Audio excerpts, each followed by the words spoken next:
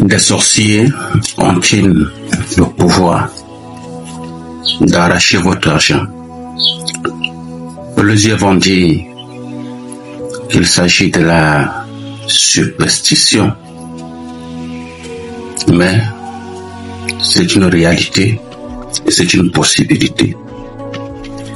En Jean 10, Jésus a dit que le voleur ne vient que pour dérober, égorger et détruire. Alors, comment il dérobe? Les techniques sont si nombreuses. Je connais un homme d'une quarantaine d'années. Chaque fois qu'il avait un peu d'argent pour investir dans la ferme,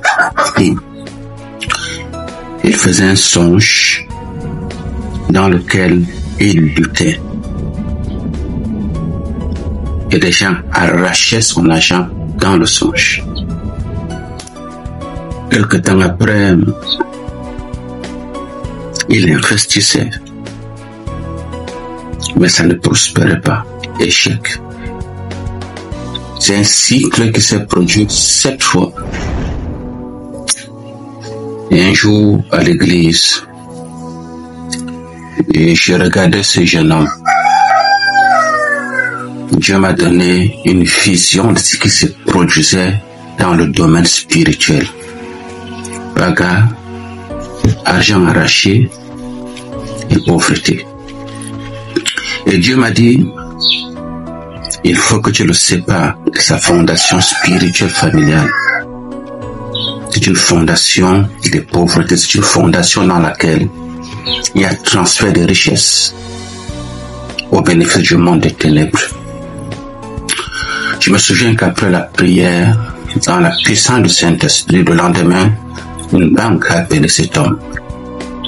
Vous aviez demandé un crédit ici, oui. C'était combien? 2 millions, ok. Au lieu de 2, on va vous en donner 3,5.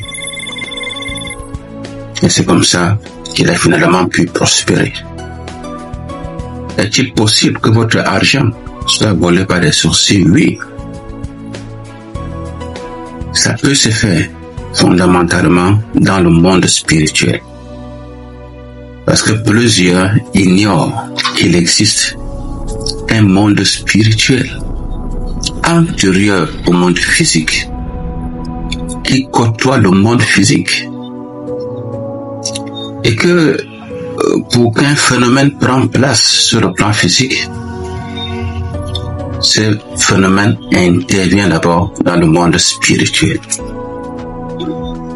Il était très facile d'aller dans le songe, arracher son argent.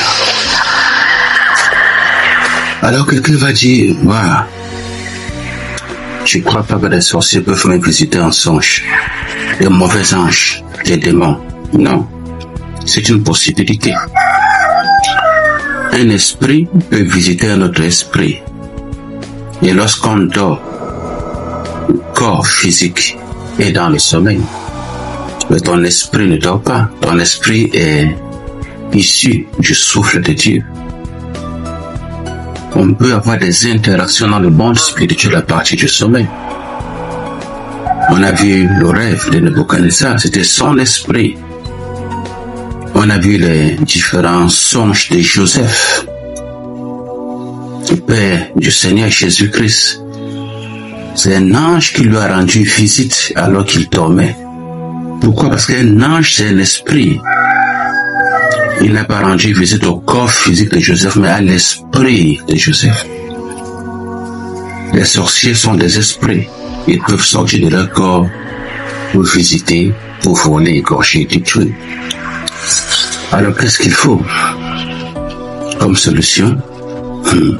Accepter le Seigneur pour entrer dans l'alliance avec Dieu. 2, manger la manne de la parole de Dieu. La foi produira un bouclier. Éphésiens chapitre 6, verset 16. Alors, prenez bien garde et notez, chaque fois que vous êtes sur le point d'avoir de l'argent ou que vous l'avez, Qu'est-ce qui se passe dans vos songes? Est-ce que vous vivez quelque chose de bizarre? Il est temps de chercher la guérison. Soyez bénis au nom de Jésus-Christ. Shalom. Suivez le révérend Jérémie Nembot sur ses différentes plateformes digitales. Soyez connectés à la grâce de Dieu et expérimentez le miraculeux. Partagez l'expérience de la manifestation de l'onction et recevez le toucher divin. Sur Facebook, connectez-vous sur Jérémie Nembot Ministries.